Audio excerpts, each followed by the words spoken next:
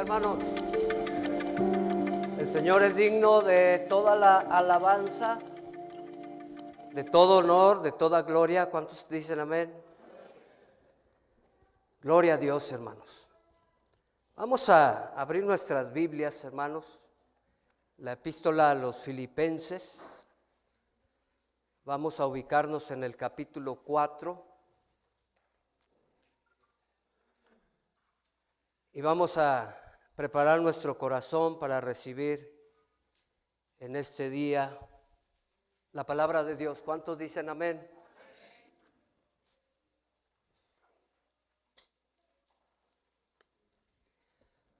Vamos a ubicarnos en el capítulo 4, versículo 1 al 4, y de ahí compartimos el mensaje del Señor este día. Voy a utilizar la versión, la Reina Valera 1960. Dice: así que, hermanos míos amados y deseados, goza y corona mía, estad así firmes en el Señor, amados. Ruego a Evodia y a Síntique que sean de un mismo sentir en el Señor. Asimismo te ruego también a ti, compañero fiel, que ayudes a estas que combatieron juntamente conmigo en el Evangelio, con Clemente también y los demás colaboradores míos, cuyos nombres están escritos en el libro de la vida. Regocijaos en el Señor siempre. Otra vez digo, regocijaos. Leamos juntos, versículo 4, dice: regocijaos en el Señor siempre. Otra vez digo, regocijaos. Oremos. Dios Todopoderoso, a ti sea la gloria por todos los siglos. Te honramos y te glorificamos, Señor. Ahora queremos suplicarte que bendigas el mensaje de tu palabra hoy, que abra los ojos de nuestro entendimiento para que podamos entender tu palabra, Señor. Entre tanto que el Espíritu Santo nos ministra a cada uno conforme a tu voluntad.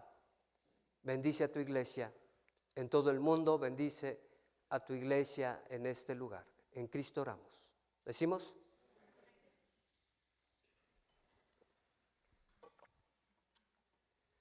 Vamos a predicar compartiendo dos ideas que son, creo yo, fundamentales dentro de lo que es la estructura de lo que acabamos de leer, hermanos. Y la idea es decirles, hermanos, así como Pablo les dijo a nuestros hermanos en Filipos, que debemos estar firmes en el Señor y que debemos estar gozosos en el Señor. Amén. Es un mensaje de ocasión, tomémoslo así, por lo que en este mes de diciembre se festeja, hay mucha fiesta y todo eso. Debemos estar firmes en el Señor y debemos gozarnos en el Señor y no en el mundo, no en la carne. Así es que comenzamos, vayamos al versículo 1. Lo primero que encontramos ahí, hermanos, es esa declaración o esas dos palabras que son importantes recalcar. Dice: así que. Esta expresión, hermanos, nos conecta con el contexto de todo lo que se dijo en el capítulo 3. Está diciendo Pablo: así que, por lo que ya dije, debemos hacer esto. Pablo, hermanos, en el capítulo 3 había dicho y declarado que las cosas que para él eran importantes en el pasado, ahora en el presente, estando en Cristo, le resultaban como basura. ¿Recuerdan eso? Todo lo tengo por basura. Todo lo que en el pasado de alguna manera me daba credenciales y me daba honor y gloria porque era un hombre excelente, un fariseo excelente, dice: todo eso lo tengo por basura, en comparación con la seguridad que ahora tiene estando en Cristo por la salvación por gracia, mediante la fe en Cristo que había recibido. Amén. Todo ese pasado, todas esas credenciales, las tenía como basura por tal de llegar al conocimiento de Cristo Jesús. Y eso lo dijo en el capítulo 3. Estoy enfatizando la frase, así que, dijo el apóstol Pablo en el versículo 1. También el apóstol Pablo, hermanos, había dicho que dejando ciertamente lo que quedaba atrás, él se extendía hacia lo que estaba adelante. Y se refiere a dejar el pasado y extenderse al futuro, al premio del supremo llamamiento en Cristo Jesús. Y aquí hay algo muy importante que mencionar para no estarnos tanto. Hay muchas veces, hermanos, en que nosotros nos quedamos en el pasado, tristemente. Y cuando ese pasado es negativo y nos afecta negativamente, nos quedamos ahí y nos limita. Muchas personas se quedan en el pasado. El apóstol Pablo dice, yo dejo lo que ya pasó, no lo puedo cambiar, ¿verdad? Y quizás algunas cosas no puede remediar, pero ahora estoy en el presente y me extiendo hacia el futuro, al premio del supremo llamamiento de Dios en Cristo, que tiene que ver, hermanos, con la salvación y la vida eterna. Amén. También el apóstol Pablo en el capítulo 3 habla acerca de las promesas futuras del Señor con respecto a su iglesia. Nos menciona que nosotros, hermanos, tenemos una morada celestial. Y menciona que tendremos una reunión con el Salvador, versículo 20. Menciona también la glorificación de nuestro cuerpo. Es maravilloso cuando nuestro cuerpo será resucitado y será transformado en un cuerpo glorioso. Amén. Semejante al cuerpo del Señor. Y ese día que entremos a la gloria eterna. Así es que con todo esto que menciona en el capítulo 3, hablamos del contexto, Pablo dice, así es que por todo lo que les acabo de mencionar, dice, hermanos míos amados, volvamos al versículo 1, y deseado, noten el cariño de Pablo por esta gente, por estos hermanos, gozo y corona mía, dice el apóstol Pablo, dice, estad firmes en el Señor, amados. Así es que, amados hermanos, cuando el apóstol Pablo habla de la corona y que son gozo y corona de él, está hablando precisamente de ese sentimiento que se siente, hermanos, cuando una persona, en este caso el apóstol Pablo, recibe esa bendición por ver la conversión de los hermanos que les había predicado el evangelio. Amén.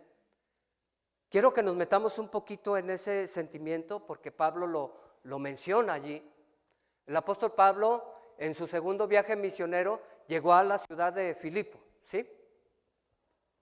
Y ahí comenzó a predicar el evangelio.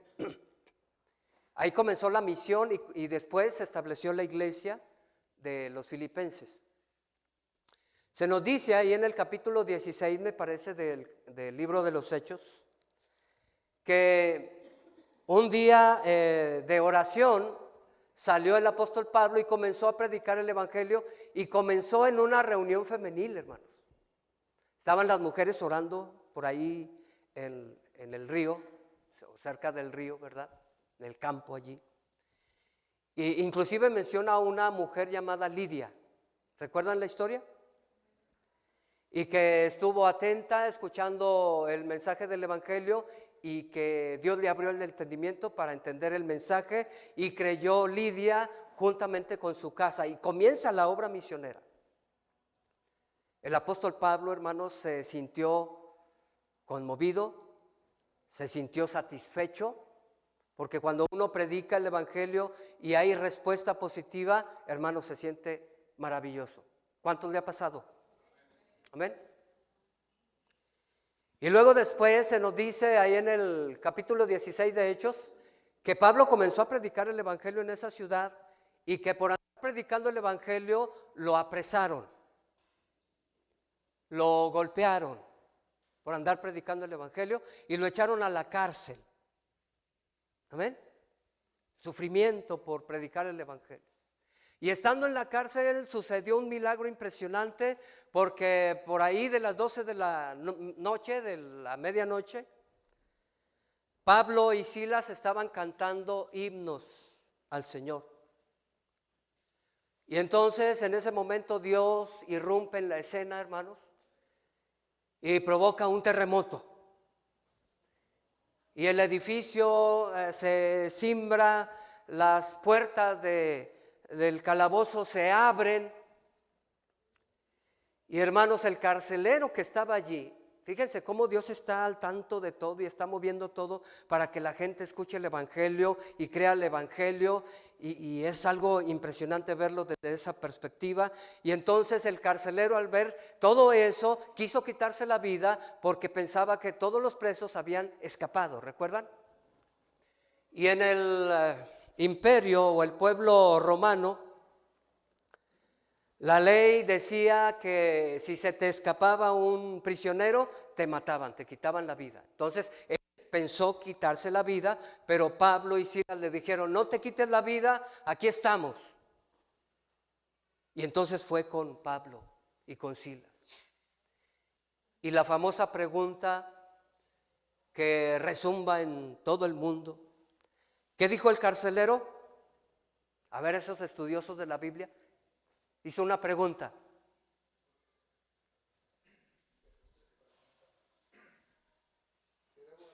Ahí está.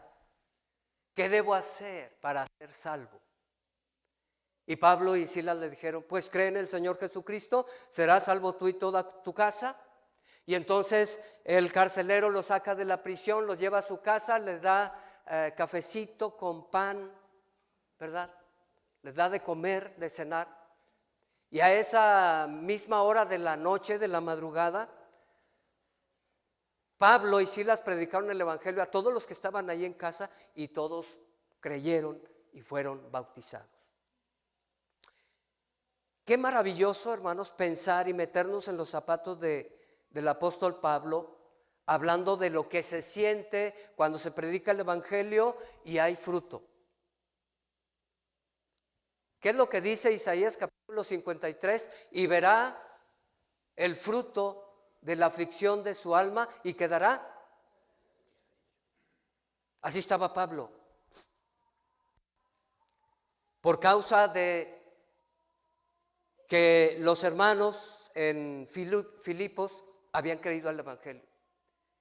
Y como lo decía al principio, hermanos, hablando de Hechos capítulo 16, Pablo comenzó la obra en situaciones difíciles.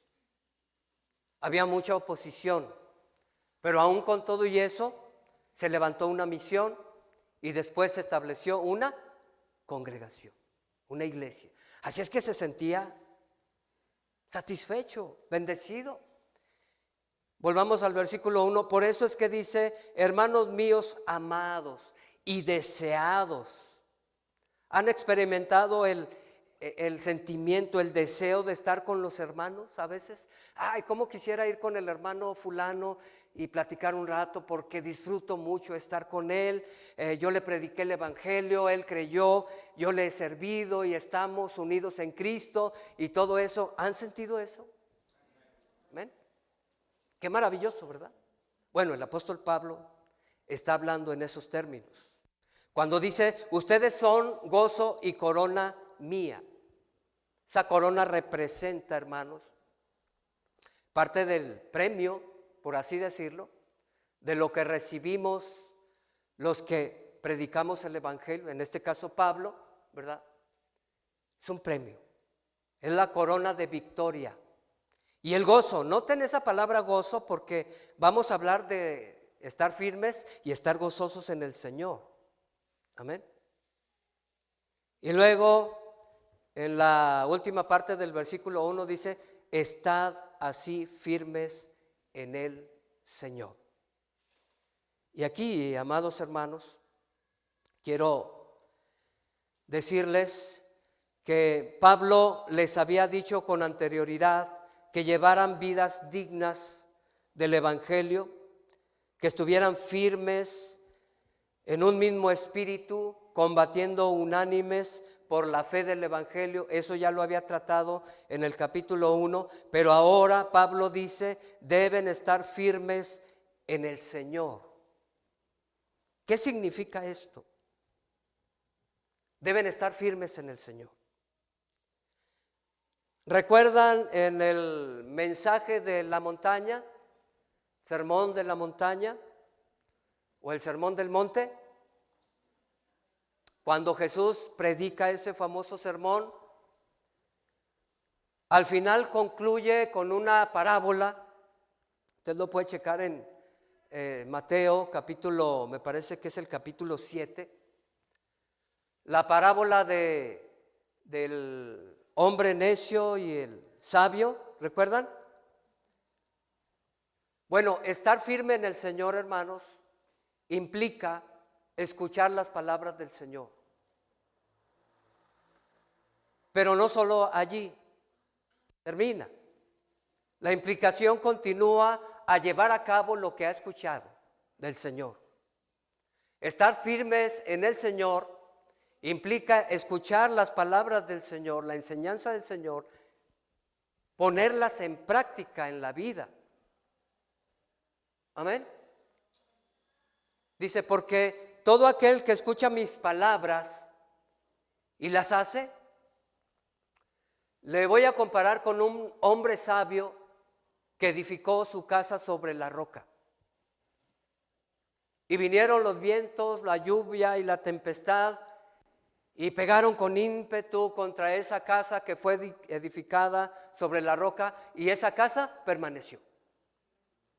Amén.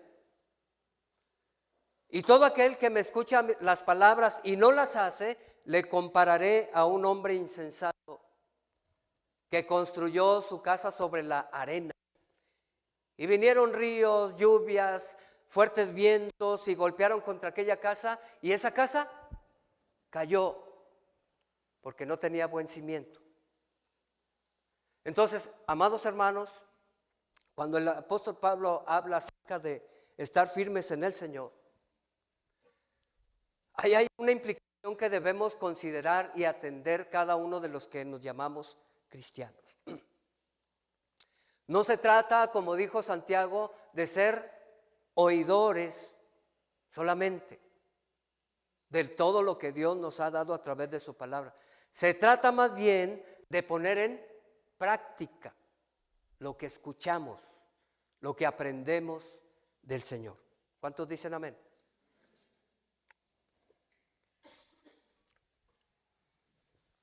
Estad firmes en el Señor, hermanos, significa escuchar las palabras de Jesús y llevarlas a cabo.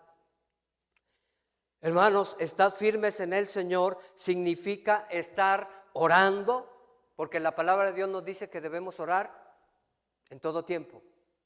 ¿Estamos? Y esto implica una vida de oración. Si usted está firme en el Señor, es una persona que siempre está orando a cada momento que puede. No digo que siempre va a estar hincado, orando, ¿verdad? Hay que trabajar. Hay que sacar el pan de cada día. Hay que hacer las cosas que son necesarias para el mantenimiento en esta vida terrenal. ¿Estamos? Pero todo momento que pueda orar, debe estar orando. ¿Se puede orar en el trabajo? ¿Sí? Y qué maravilloso es, hermanos, ¿verdad? Se puede platicar con el Señor estando en la máquina, en el trabajo allí o en la oficina. ¿Se puede platicar con el Señor? ¿Sí? ¿Se puede estar pidiendo por mi hermano que está enfermo? Sí. ¿En casa se puede orar cuando se está realizando los quehaceres del hogar? Sí, sí se puede. Sí se puede, hermanos. Entonces, estar firmes en el Señor significa o implica que debemos estar orando en todo tiempo, porque Dios nos enseña que debemos orar siempre. Estar firmes en el Señor significa, hermanos, que debemos estar o establecer en nuestra vida una disciplina de estudio de la palabra de Dios. Qué maravilloso es cuando leemos la palabra de Dios, cuando meditamos en la palabra de Dios, cuando memorizamos la palabra de Dios. Se ha demostrado científicamente que surgen tantas cosas, hermanos, en nuestro cerebro, en nuestro organismo, cuando leemos, estudiamos, memorizamos la palabra de Dios.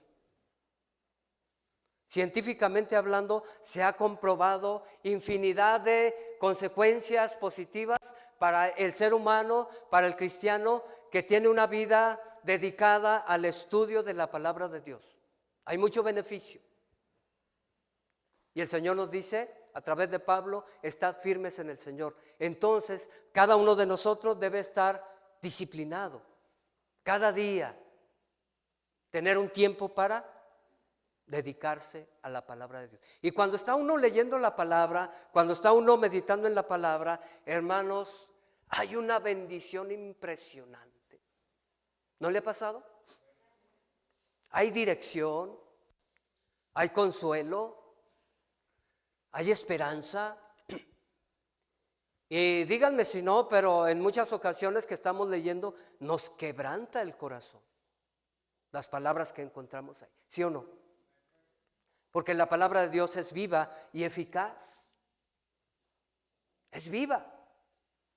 Entonces es algo maravilloso pensar en todo lo que está implicado en esa frase, hermano, de estar firmes en el Señor, orando, estudiando la palabra de Dios, congregándose en cada reunión, participando en todo lo que tiene que ver la obra del Señor, sirviendo al Señor conforme a su voluntad. Todo eso, hermanos, tiene que ver con estar firmes en el Señor. ¿Se da cuenta? Entonces, debemos estar firmes en el Señor para nuestro propio bien y beneficio. Debemos estar firmes en el Señor, hermanos, para el beneficio de nuestra familia, nuestro cónyuge, nuestros hijos, porque ellos están observando cómo somos. ¿Estamos? Y los hijos absorben impresionantemente todo lo que decimos y hacemos. Y si estamos así firmes en el Señor, hermanos, nuestra familia va a ser sumamente bendecida. Y eso es lo que quiere el Señor. Así es que denle un aplauso de alabanza. Estar firmes en el Señor acarrea mucha bendición, hermanos, para nosotros y para nuestra familia y para todo aquel que nos ve. ¿Sí? Y aquí yo añadiría lo siguiente, hermanos. Algo que nos estimule, porque el mensaje de hoy es para estimularlos, no para regañarlos. ¿Cómo podemos, pues, alcanzar esa firmeza en el Señor, hermano? Lo primero es que usted debe valorar los hechos de Dios, lo que ya Dios ha hecho. Todo lo que está escrito ahí en el versículo 1, capítulo 1 hasta el 3, debe de valorarlo usted. Hermanos, la salvación que tenemos en Cristo tiene mucho valor. ¿Sí? Pero ¿quién le da el valor que se le debe a ello realmente? No, Dios me salvó, sí. No, quien le da valor a la salvación que ha recibido por gracia mediante la fe en Cristo es una persona que permanece firme, porque valora. Si usted le dieran una casa de, digamos, unos 4 millones de pesos, que se la regalen, órale, ahí está una casa. ¿Qué sentiría en su corazón con respecto a aquella persona que se la regaló?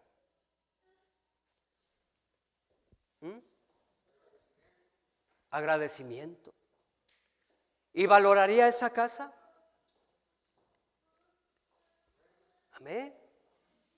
Es lo más lógico, ¿verdad?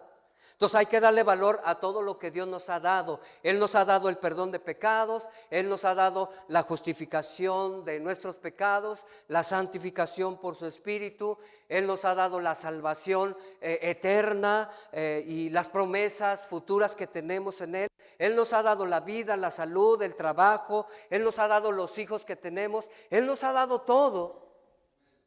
Amén.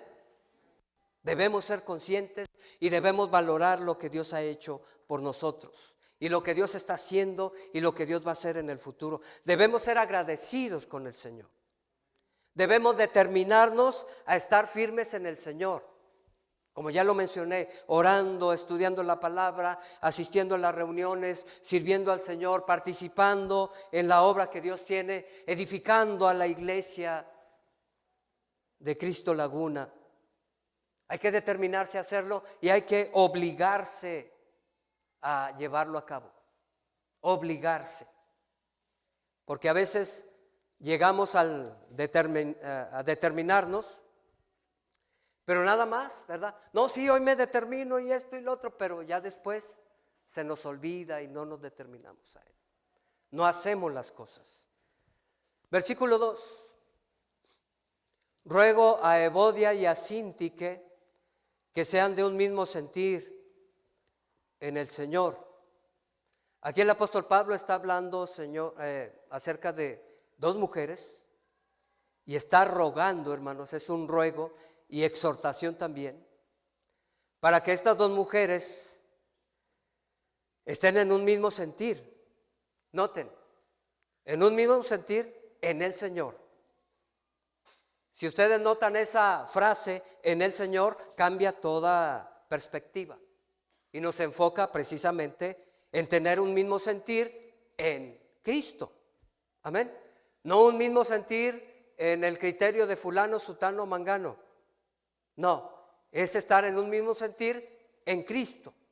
No en un mismo sentir con respecto a lo que yo pienso que es correcto. No, es estar en un mismo sentir en Cristo, en lo que Cristo nos ha revelado. Esto es importante.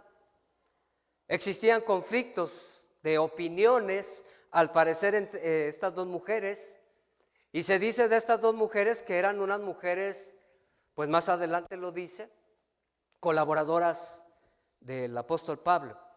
Debían ponerse de acuerdo, estar en armonía y así unidas en un mismo sentir, trabajar en la obra del Señor. Había que arreglar los desacuerdos, hermanos. Dos mujeres estaban allí batallando. No había unidad. Cuando no hay acuerdo, hermanos, hay desacuerdo y hay división. Y en la iglesia primitiva, hermanos, había conflictos. Al igual que hay hoy en la actualidad en todas las congregaciones del mundo. Hay conflictos, deben arreglarse lo más pronto posible. ¿Cuántos dicen amén? En nuestro tiempo hay conflictos, deben arreglarse con la dirección de la palabra de Dios, con discernimiento espiritual, con amor en el Espíritu Santo. Por eso es que casi siempre tratamos de arreglar las situaciones que nos meten en conflicto. Evodia y Síntique, hermanos, debían ser de un mismo sentir en el Señor, al igual que los demás hermanos en Filipos. Y nosotros, de igual manera, en este tiempo. ¿Saben por qué? Porque la unidad es importante para la edificación del cuerpo de Cristo. Pablo lo menciona en la epístola. No solo en una ocasión enfatiza el asunto de la unidad. En el capítulo 2, versículo 2, Pablo menciona acerca de la unidad. En el capítulo 1, versículo 27, Pablo menciona acerca de la unidad en la predicación del Evangelio. En el capítulo 2, versículo 5, Pablo lo vuelve a mencionar, la unidad. Capítulo 3, versículo 15, Pablo nuevamente menciona que debemos estar unidos en un mismo sentir. En 1 Corintios menciona en un sentir, en una misma mente. Esto es importante, hermanos, porque todo esto sirve, ayuda para que la iglesia del Señor sea edificada. Si no hay unidad, hay división. Y si hay divisiones, hermanos, no podemos avanzar como Dios quiere. Así es que, gloria a Dios porque podemos tener el amor de Cristo, amén. Y podemos perdonarnos unos a otros los pecados, ¿verdad? Porque es verdad, hermanos, hay conflictos en nuestra congregación. Que porque aquel me sacó la lengua, que porque aquel no me saludó. Y a veces esos conflictos vienen por cosas que dices tú, ¿cómo es posible? Que porque lo iba a saludar y me dio la vuelta. Que porque a la hermana le dieron un pedazo más grande de pastel y a mí otro más pequeño. ¿Sí? Aunque parece broma, hermanos, es verdad. Es verdad. ¿Sí? Pero gracias a Dios que ha derramado su amor. Amén. Y podemos perdonarnos unos a otros. Denle un aplauso de alabanza al Señor.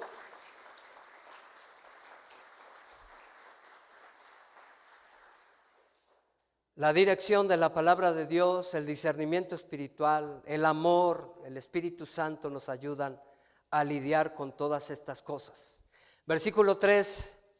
Asimismo te ruego también a ti, otro ruego del apóstol Pablo, compañero fiel. Algunos dicen que este compañero fiel se refiere a Lucas, el médico. Dice que ayudes a estas, o sea, a Evodia y a Síntique, que ayudes a estas que combatieron juntamente conmigo en el Evangelio, con Clemente también y los demás colaboradores míos, cuyos nombres están escritos en el libro de la vida. Como ya lo mencioné, algunos eruditos sugieren que ese compañero fiel se refiere a Lucas, el médico. ¿Recuerdan que Pablo tenía una enfermedad? Algunos dicen que era el aguijón. Y recuerdan que siempre o casi siempre en los viajes misioneros andaba un médico con él. ¿Sí?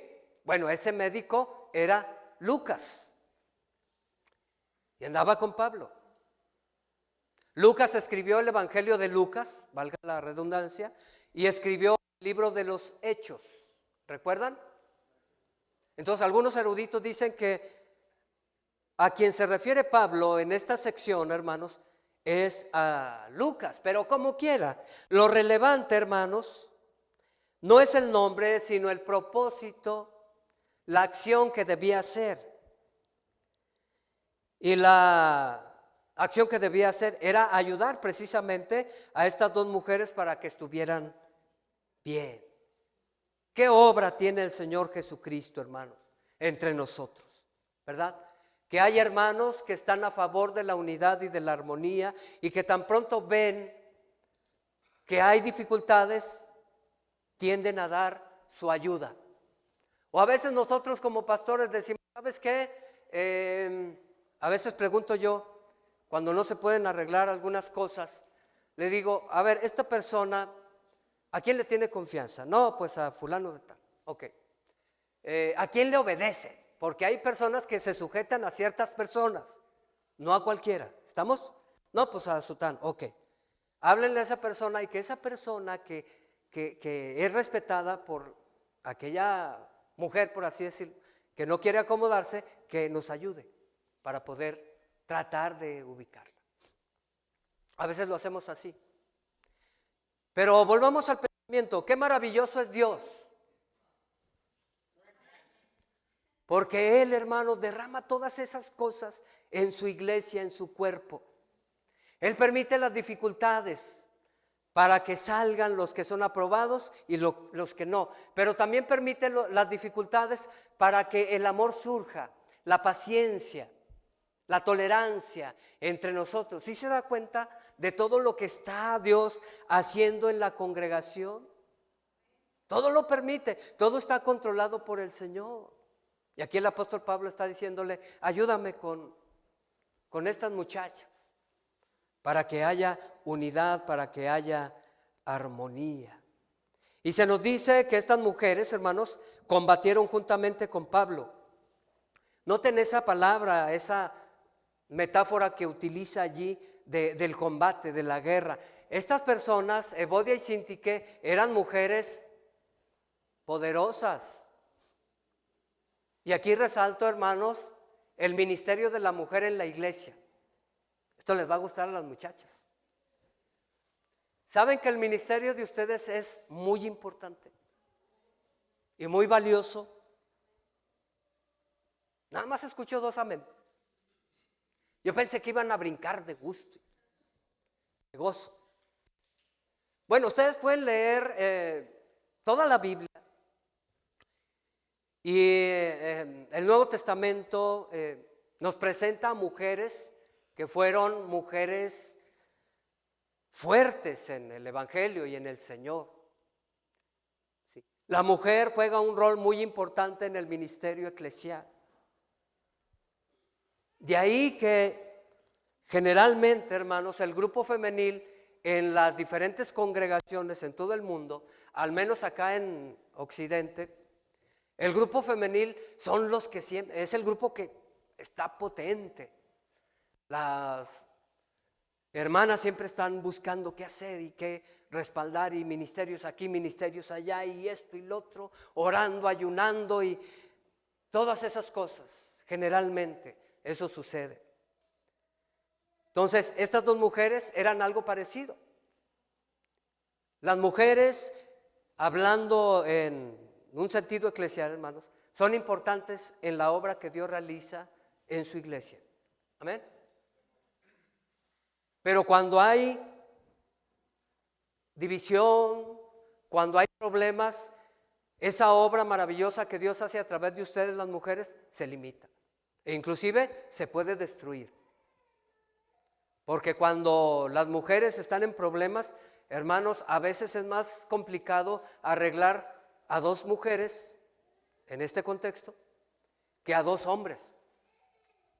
A veces es más complicado. Ya hemos tenido divisiones. Los que comenzaron con nosotros saben. Y las mujeres estuvieron ahí, algunas mujeres. Entonces, es importante, hermanos, y es maravilloso pensar que el apóstol Pablo está siendo guiado por el Espíritu Santo y está pidiendo ayuda a un hombre que fue también colaborador. Es maravilloso pensar que estas 2 mujeres eran personas que atendían la obra del Señor juntamente con Pablo, y quiero que noten que menciona también a los demás colaboradores suyos. ¿Sí? Pablo tenía un equipo maravilloso de hombres y mujeres. Y ese equipo era fundamental, y aquí encontramos otro punto que resaltar, una enseñanza maravillosa. Un líder como Pablo, con un equipo como el que tuvo, da efectividad al ministerio que realiza. ¿Estamos? Un buen equipo hace fuerte al apóstol Pablo. Y así un buen equipo hace fuerte a cualquier líder, hablando en términos de la iglesia. Un buen equipo de colaboradores hace fuerte y efectivo el ministerio en cada congregación. ¿Qué les parece? Amén. Y esto también merece que le demos al Señor la gloria, porque, hermanos, Dios ha puesto aquí en esta congregación a muchos hombres y mujeres que colaboran en la obra que Él tiene en este lugar. Y eso es algo maravilloso. Y lo más maravilloso es lo que dice al final del versículo 3. ¿Qué dice? De estos colaboradores, de estas colaboradoras, cuyos nombres están escritos en el libro de la vida. Denle un aplauso de alabanza al Señor. Gloria a Dios.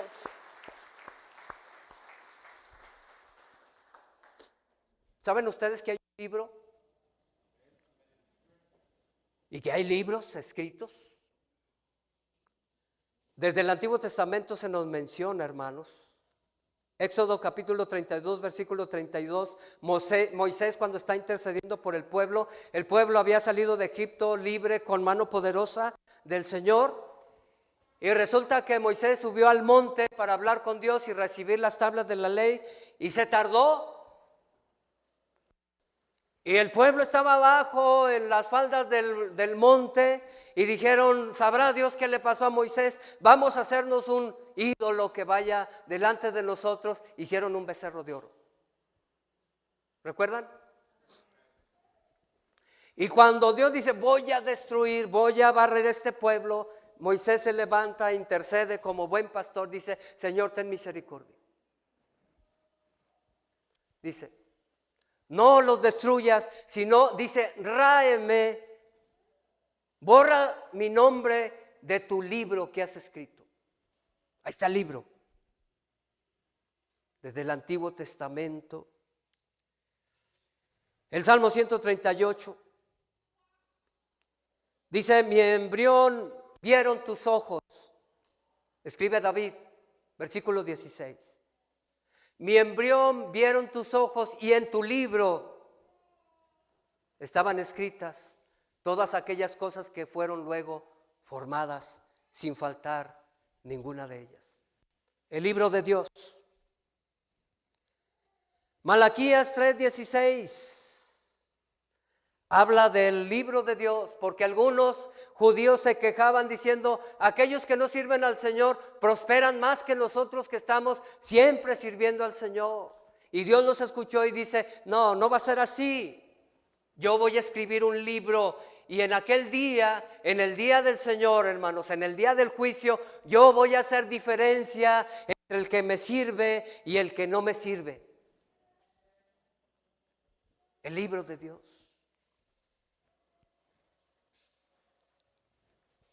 Apocalipsis capítulo 3. El que venciere le vestiré con vestiduras blancas y resplandecientes y no borraré su nombre del libro de la vida. Apocalipsis capítulo 13 versículo 8, cuando habla en un sentido negativo de que todos los moradores de la tierra adoraron a la bestia, y dice cuyos nombres de esos idólatras no estaban inscritos en el libro de la vida del Cordero. Apocalipsis capítulo 20 versículo 11 al 15 nos narra el juicio del gran trono blanco y nos dice, hermanos, que todo aquel que no se halló inscrito en el libro de la vida fue lanzado al lago de fuego. El libro de Dios. Apocalipsis capítulo 21 versículo 27 dice que en la Nueva Jerusalén no entrará nadie inmundo, sino que van a entrar únicamente los que están inscritos en el libro de la vida. En una ocasión el Señor Jesucristo envió a sus discípulos a predicar y les dio autoridad sobre los demonios, les dio autoridad para sanar a los enfermos, y aquellos fueron, hicieron la gran comisión. ¿Y qué pasó? Regresaron gozosos porque sanaban a los enfermos por el poder de Dios, y los demonios se sujetaban a la orden que ellos daban y llegaron bien contentos. Señor, así estuvo la cosa, y reportaron el trabajo que hicieron. Y dijo Jesús, no se sientan tan poderosos, no se crean la divina garza, como dicen algunos. Más bien, dice, gócense, que sus nombres estén escritos, ¿dónde? En el libro de los cielos, en el libro de la vida. Notan cómo el apóstol Pablo, siendo inspirado por el Espíritu Santo, nos da a conocer tantas cosas que suceden en la iglesia del Señor, hermanos. Nos dice que debemos estar firmes en el Señor y nos da argumentos para decirnos por qué debemos estar firmes en el Señor. Y también nos informa de posibles obstáculos que nos pueden detener en esa firmeza que debemos tener. Y nos está dando a conocer todo lo maravilloso que es cuando el cristiano, la cristiana, se mete a trabajar, a colaborar juntamente, todos unidos como un mismo hombre por la obra del Señor. Es algo impresionante, cosas impresionantes suceden. ¿Cuántos dicen amén? Y cuando estamos en esa condición, en ese estado, hermanos, ¿saben qué sucede? Pues nuestro nombre está escrito en el libro de la vida. ¿Le puede dar un aplauso de alabanza al Rey de Reyes y Señor de señores? Convertirnos al Señor nos califica para ser inscritos en el libro de la vida. Servir a Cristo confirma nuestro nombre en el libro de la vida. Nuevamente lo repito. Convertirnos al Señor nos califica para ser inscritos en el libro de la vida. Servir a Cristo confirma nuestro nombre en el libro de la vida. No se trata nada más de llegar a Cristo, se trata de estar en Cristo firme. Y esa firmeza nos va a llevar a que nuestro nombre esté allí siempre en el libro de la vida. Bendito sea el Señor. Hermanos, permanezcamos firmes en ese tiempo de fiestas dicembrinas. Amén. Permanezcamos firmes, porque a veces flaquean y se nos van al mundo. No, hay que valorar lo que tenemos en Cristo y hay que glorificar a Cristo. Vamos a hacer una fiesta navideña, glorifiquemos a Cristo. Vamos a hacer una cena de Nochebuena, glorifiquemos a Cristo. Vamos a participar de todas esas festividades, prediquemos el Evangelio de Cristo. Demos testimonio de Cristo. Invitemos a la gente a venir a las reuniones para que se conviertan a Cristo. Eso es permanecer firmes. A pesar de todo lo que hay en el mundo, a pesar de todas las situaciones que se ven ahí, hermanos. Número 4, versículo. Regocijaos en el Señor siempre. Otra vez digo, regocijaos.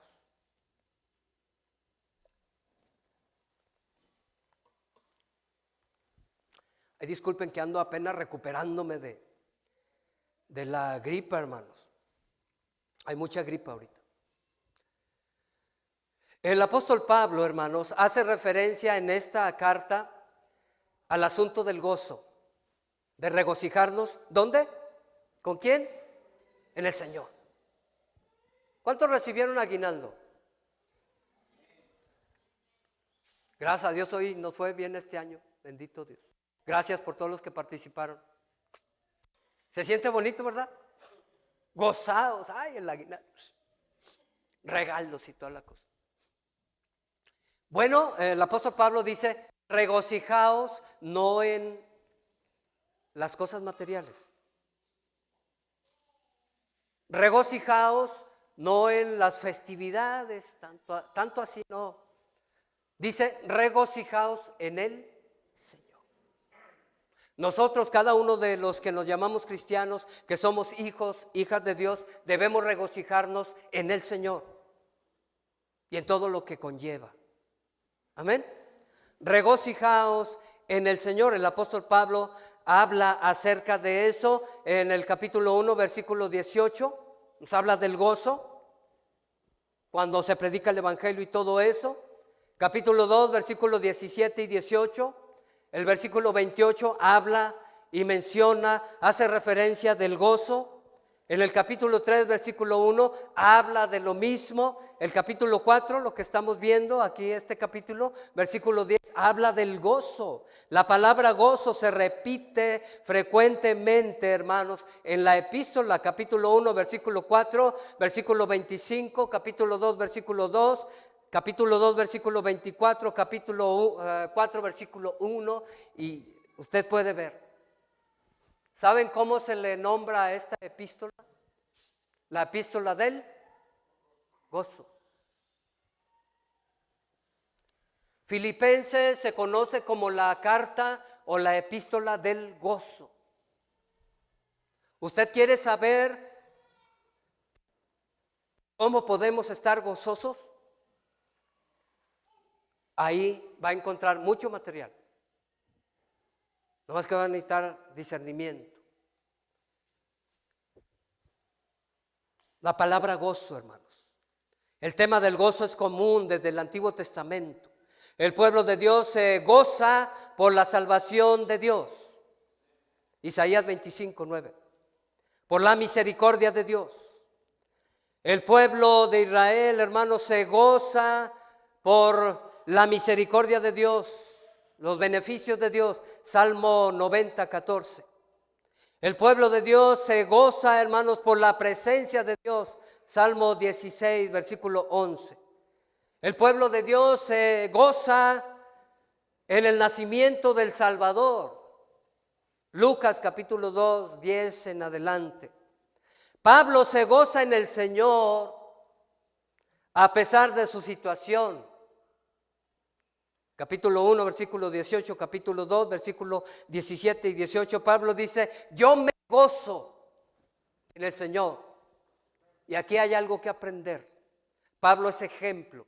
¿Saben por qué? El apóstol Pablo estaba encarcelado cuando escribió eso.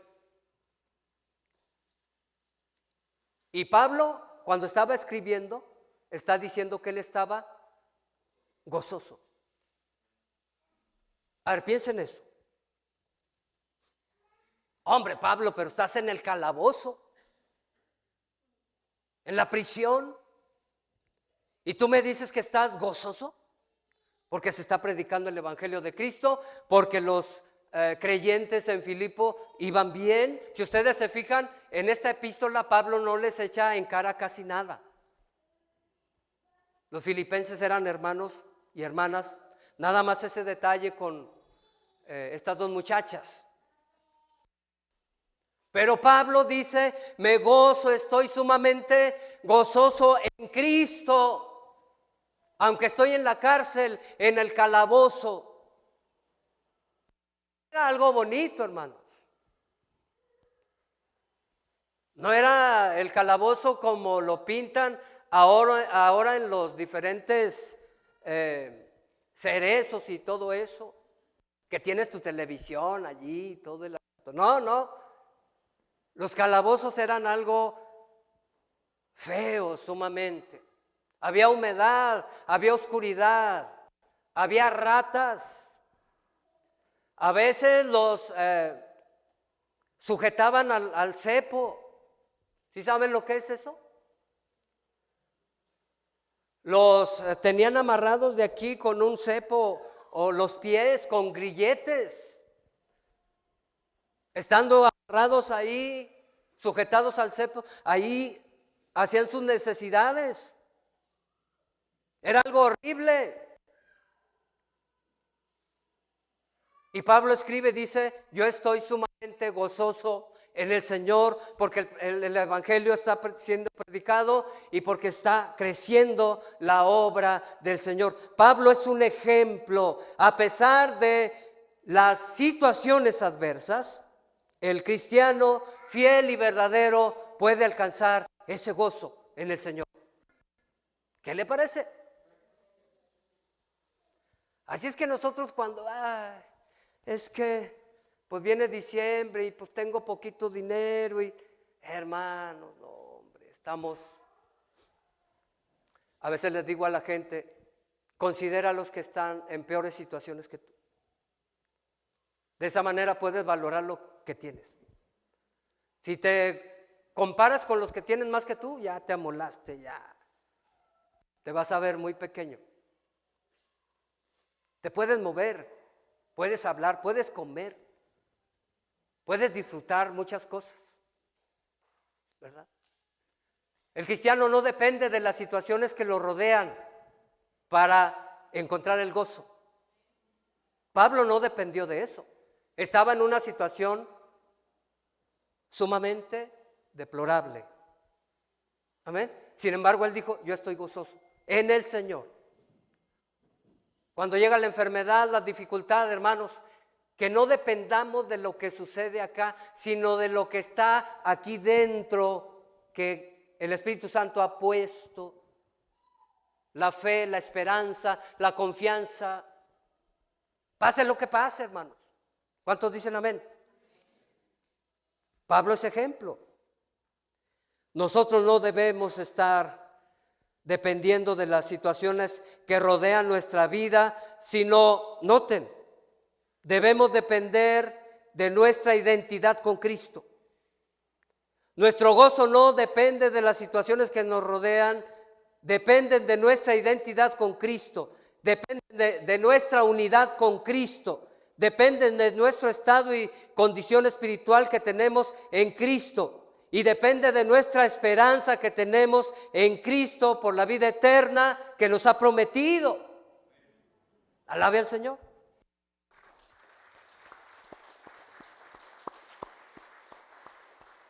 Nuestro gozo debe depender de ello, hermanos. Nuestra identidad con Cristo. Somos hijos de Dios, son hijas de Dios por Cristo. Gócese, ¿verdad? Nuestro gozo, hermanos, el gozo del Señor debe depender de nuestra unidad con Él.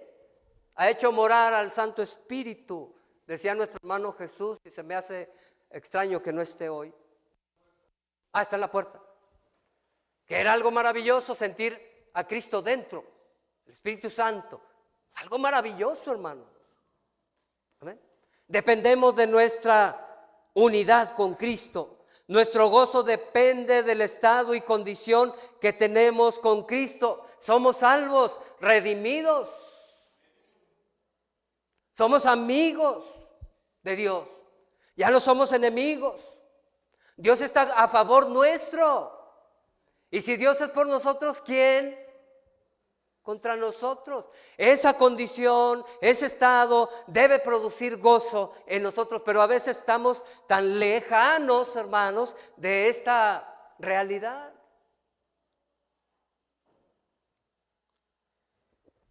Debemos estar siempre gozosos. 1 Tesalonicenses 5:16. No quiere decir esto, hermanos, que cuando estemos en sufrimiento, en dolor, estemos jajaja. No, hay que llorar en el tiempo del sufrimiento, pero aquí dentro debe haber gozo. Amén. Pablo estaba sufriendo, pero había gozo. Cristo sufrió lo peor que puede sufrir un ser humano, pero tenía gozo por el resultado que iba a ser, o que iba a salir de su sacrificio. Isaías 53 lo dice. Hermanos, el contexto de la carta: los filipenses convertidos recibieron el evangelio, las buenas noticias de salvación, capítulo 1, versículo 5, al igual que nosotros, y debemos estar gozosos porque se nos predicó la buena noticia.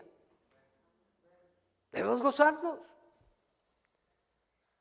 Los hermanos de Filipos participaron de la gracia de Dios, igual que nosotros participamos. Debemos gozarnos, regocijarnos en el Señor.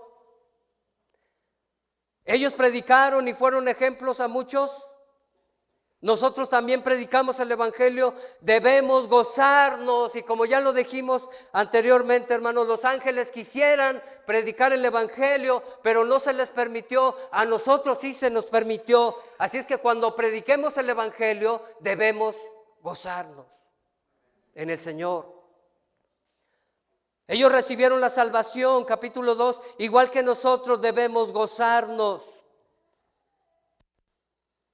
Ellos fueron constituidos hijos de Dios, capítulo 2, debemos gozarnos porque también nosotros somos hijos de Dios. Ellos tenían una ciudad celestial, al igual que nosotros. Capítulo 3, tenemos allá en los cielos una morada, y eso debe ser motivo de gozo. Esperaban al Señor, el capítulo 3, gozosos, expectantes. Igual que nosotros lo esperamos, debemos estar gozosos porque el Señor viene y viene por nosotros para llevarnos a la gloria eterna. ¿No se goza? Alábalo. Gloria a Dios.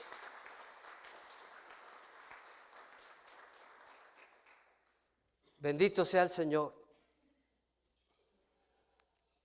Regocijaos en el Señor. Otra vez digo, regocijaos. Ellos encontraron la paz que sobrepasa todo entendimiento, hermanos. Capítulo 4. Igual que usted y que yo la podemos encontrar.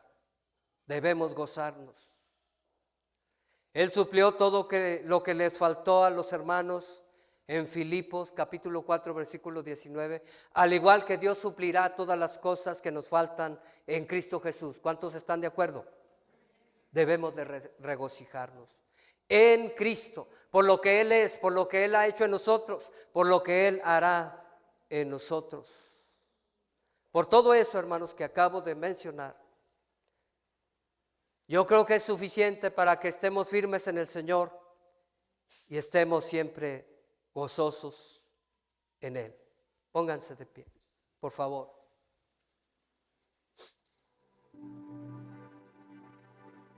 Estemos gozosos en el Señor en todas estas fiestas de diciembre, hermanos.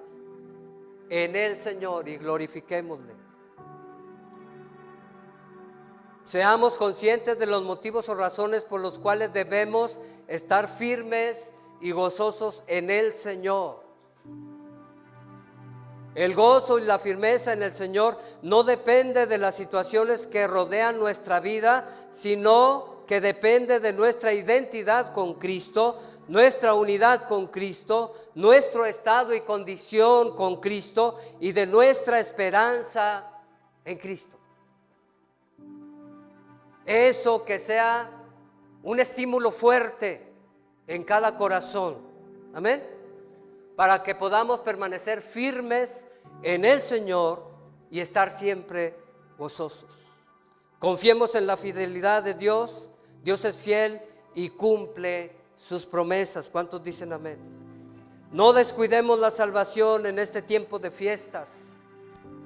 Seamos fieles al Señor y compartamos el Evangelio. Vamos a orar. Padre Santo,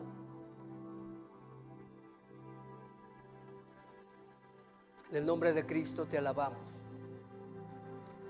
Te damos gloria a ti, Señor, porque tu palabra es tan maravillosa que nos revela, Señor, tantas cosas que a simple vista a veces no alcanzamos a ver, pero que tú en tu bondad nos haces ver esa profundidad que tiene. Gracias te damos por tu palabra, gracias por el Espíritu Santo, gracias por todo lo que hoy pudimos encontrar en tu palabra. Gracias por el sacrificio de Cristo, por el testimonio del apóstol Pablo, de todos tus siervos, Señor. Gracias por mis hermanos, mis hermanas, que hoy, después de los siglos, estamos aquí. Nos toca a nosotros lidiar con la vida en este mundo y hacer tu obra, edificar a tu iglesia. Gracias. Concédenos, Padre Santo, estar firmes y gozosos en Cristo. Te lo suplicamos en el nombre poderoso de Jesús. Decimos amén. Gloria a Dios. Continuamos.